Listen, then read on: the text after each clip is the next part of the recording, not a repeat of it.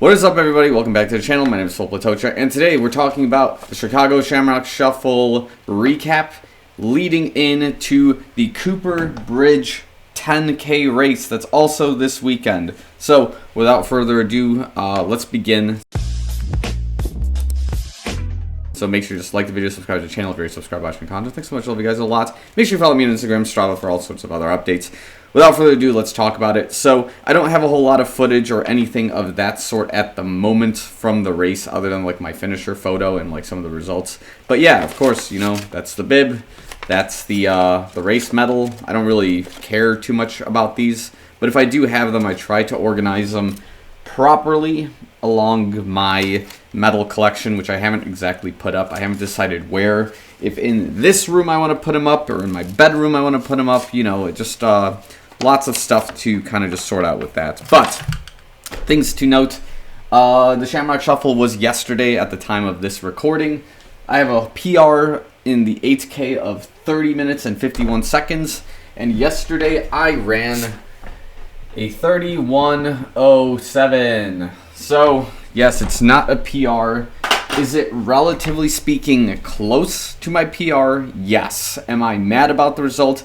Not really. I should be a little bit more mad, all things considered, but also considering some of the other life developments that have occurred, I'm not really that mad that my PR is off by, what is that, like, less than 20 seconds, I suppose? I guess in an 8K, 20 seconds really does mean a lot, so, you know, we should be considerate of that. But yeah, I'll just kind of give you guys a brief recap without any video or anything of that sort.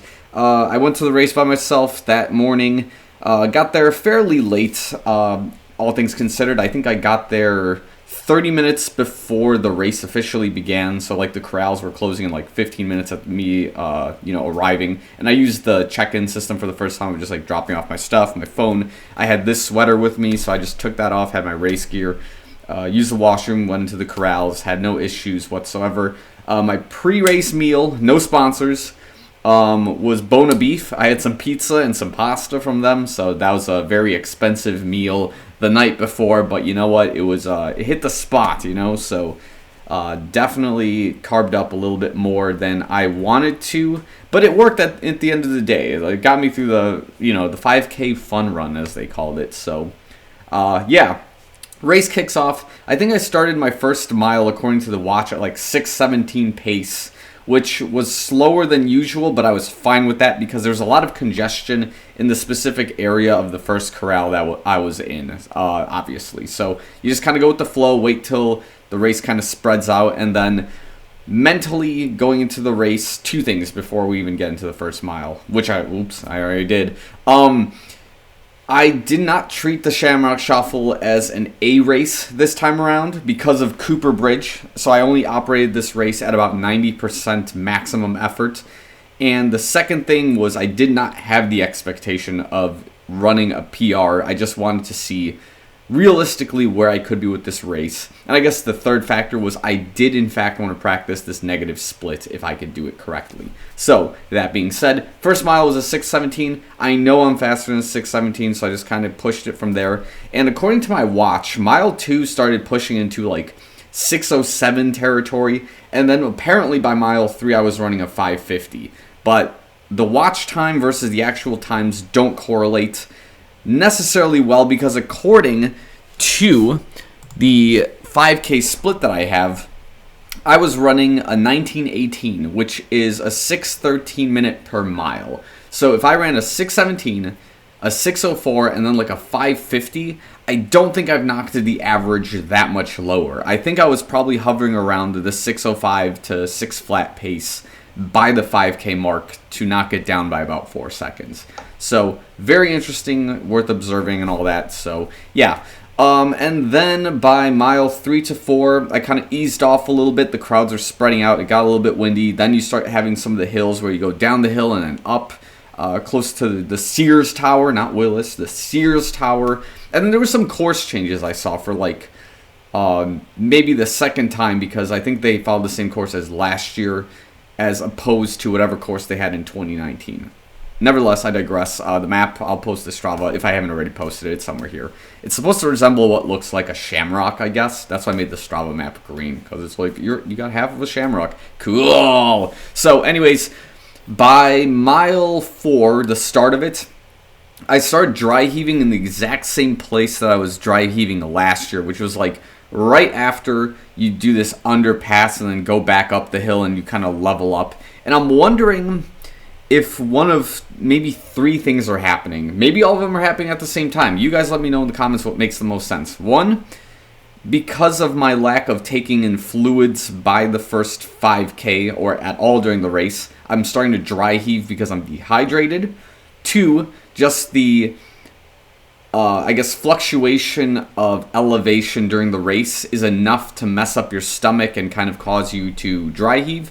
Or 3, could I be experiencing some kind of excitement or some kind of panic in the middle of the race that would be inciting some kind of dry heaving or intent to vomit? And I'll give you kind of a preface as we go on a little tangent here. Last year during the Chicago Triathlon, before the swim section started, I felt like dry heaving as well. And I don't know if it was out of excitement or panic, but it was the first time it ever happened to me. And I mean, obviously once I was in the water and I was swimming, I was fine. But like right at the beginning of the race, I was like, oh my God, like relax, you know. So I don't know if this was something that was occurring during the Shamrock Shuffle by mile 4. Because, you know, you're just the excitement of the race, the adrenaline, you know, just different factors all put together, if they could be responsible for causing you to dry heave in the middle of the race. And the problem that happens there is that now my breathing gets messed up, because I'm now like coughing out phlegm and all these other things, and I'm slowing down and I'm like not focused. My eyes are getting watery because I'm like basically just like attempting to cough my guts out. And then the second place I started dry heaving, which ultimately caused me to lose a lot of time, was after, I believe it's the Roosevelt Bridge. So that's like in the Chicago Marathon, it's the last section of that race where you do the climb and then you descend and then you kind of go back down Columbus Drive to the finish line. It's like right when I take that turn on Columbus Drive, I always seem to end up dry heaving. Like always. I see the finish line and I get into like, I don't know, some kind of panic mode or something like that. But it's happened 3 times now in the exact same spot, and I can't help but think that either I've messed up my nutrition 3 times and my body has reacted the same way 3 times, or there's something about seeing the finish line that makes me panic, or like some kind of excitement kicks and my body's like, yes, oh my gosh, let's do this. So you guys just let me know your personal like experiences, if this like even makes sense, or if I'm just like a lunatic or I'm a psychopath and my body's just like stupid. I don't know. It's a weird observation. So all things considered, I've been more conscious about trying to sort out this dry heaving, especially as we're getting into the Cooper Bridge 10K. So today's Monday at the time of this filming. This video is probably going to honestly come out tonight, like Monday tonight, or if not, it's going to be Tuesday morning. We'll see. But by Wednesday night, I'll be flying out to Charleston. So if you guys are in Charleston, you want to hang out, let me know in the comments or message me on Instagram. I'll be there. I'm going to be in downtown Charleston for the entire week up to the race, and I'm probably just going to leave that Saturday. We'll see, depending on like my schedule, if I can get like on the right standby flights and all that. Because when you work for the airlines, you don't pay for flights. You fly standby, or your positive space business travel if it's a business trip. This is no longer a business trip, so yeah, you gotta be spontaneous and then just kind of see what happens from there. And then your vacations are always from Wednesday night to Tuesday night, or Tuesday night to Wednesday night of the following week. That's your travel schedule. So that's kind of why it is what it is right now. That's why I'm not flying out like Friday, racing, and then coming back. Yeah, so work for the airlines if you want to be spontaneous and fly around the world for free. Anyways, next point. I guess, yeah, that's kind of what's going on. What's the expectation for Cooper Bridge? I guess we can talk about that. So, I'm definitely not going to PR during Cooper Bridge. Why? Because my last PR was done on an entirely flat course in Chicago near Montrose Beach. And that was during the Polish Independence Day race in 2019. And that was like one of the most spectacular performances of my life so far in terms of 10Ks. Cooper Bridge is designed that the first 1.5 to 2 miles is like flat, Then you spend another like mile climbing a bridge, another mile descending, and then it's flat for like the last 1.5 to 2 miles until the 10K point, right? So the point there is you're going to lose so much time before the 5K even hits that you're probably naturally going to run a negative split during this race, which is great.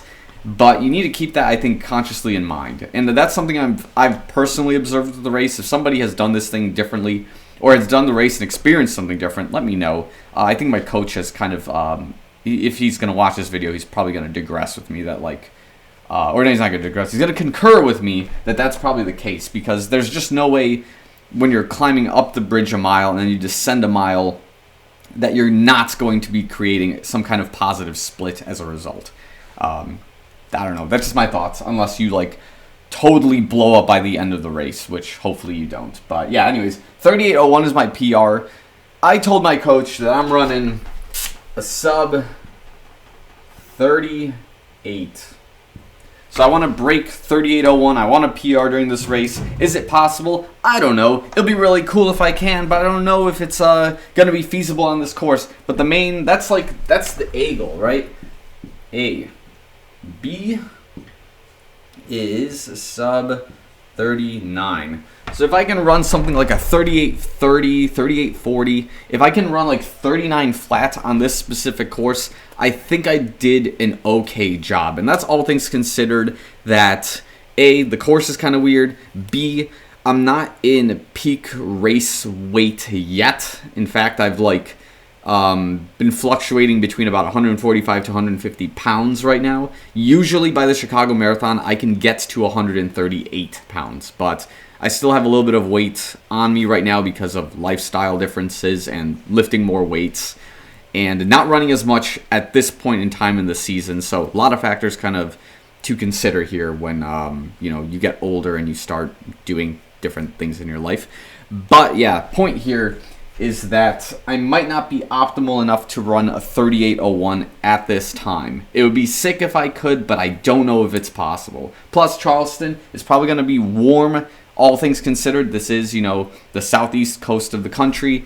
It's a lot more tropical than, the wonderful beaches of Chicago and the city skylines, so that's just another thing to consider. I imagine people are going to be cooler down in Charleston. There's this thing called Southern hospitality, which I'm very familiar with, and it's the reason I always find myself wanting to go to Florida, Texas, South Carolina, Georgia sometimes. So yeah, all those places are pretty sick. So Southern hospitality is a thing, and then if you want to be a wild man, you go to Florida. If you want to fight an alligator, you go to Florida. That's what we did in 2021. We fought alligators. Like I would never lie about something like that, right? Never. It's not in my blood to lie about that. But anyways, yeah. So that's kind of what the deal is right now in terms of racing. I don't have any shoe reviews scheduled to release right now. I'll probably put something together tomorrow concerning some other shoe things if you guys are interested in that.